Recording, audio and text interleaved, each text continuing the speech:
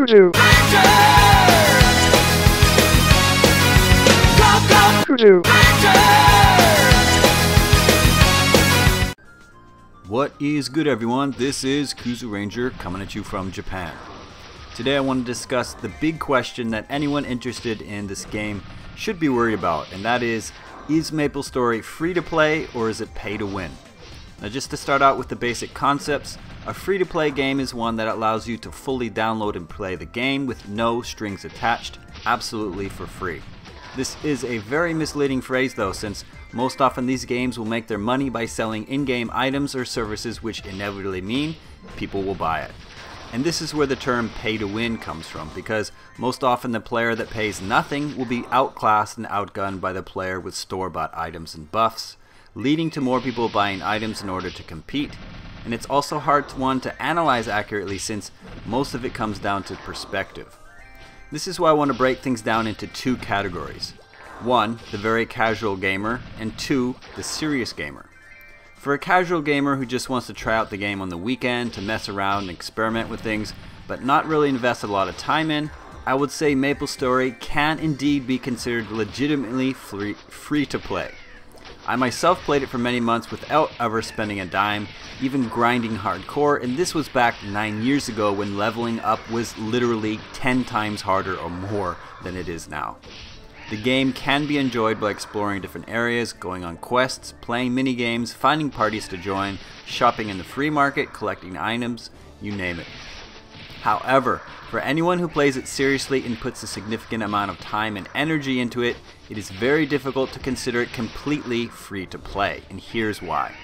The core part of this game is all about grinding, whether it be to level up your character for stronger attacks, for better stat points, or upgrading your gear.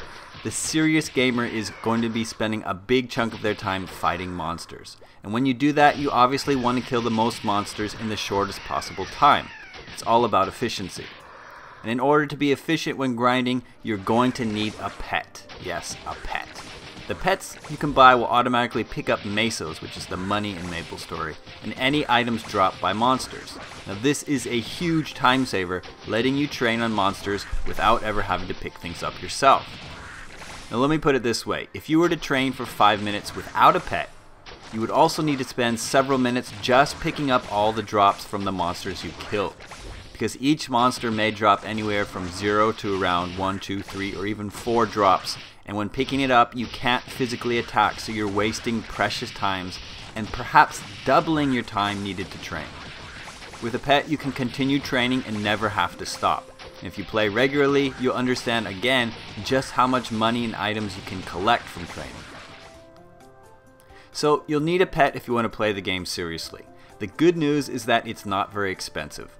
Pets will cost you just under 5,000 credit, which is $5. And it will only be usable for 90 days though, after which you can revive the pet for 2,400 credit, which is about $2.50, and then use it for another 90 days. Do the math, and that means it would cost $5 for 3 months, $7.50 for 6 months, or $12.50 to use a pet for 1 full year. The other option is to buy a permanent pet for $14 or around that, and the pet will never die. My advice is to first play the game for a bit without anything, and of course see if you really enjoy it. And if you do, and you can imagine yourself playing for a year or more, then getting the $14 permanent pet is obviously the best deal. If you plan on playing less than a year, or you're still undecided about your commitment level, then just go with a regular pet and revive it later on if you want to, and if you decide, hey, I'm not going to play anymore, then you're not wasting any money really. Now of course, people who spend more money in other items and buffs will obviously be better off, but since this is essentially a co-op or even a solo-based MMO and hardly considered a PvP, you don't really need to worry about what other people have. Now, I'm perfectly happy with my pet turkey and not having anything else. I have made many millions just by training and selling the equipments I got to the NPCs. The other drawback to playing for free, or for the very cheap method I explained, is that you won't be able to buy 2 times experience buffs, which obviously speed up training time significantly. There are, however, plenty of in-game events with chances to get powerful items, special equipment, and even 2 times experience and 2 times drop events. So to sum it up, yes, there will always be people who want to buy their way to the top and will literally pay to win, but it is also very possible to play this game seriously and put very little money into it.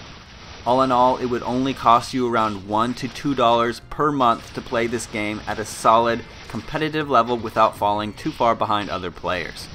This to me is a very good bargain, and even if it's not completely free to play, it's very, very close. Alright, I hope this video helps you decide whether or not to take a stab at MapleStory.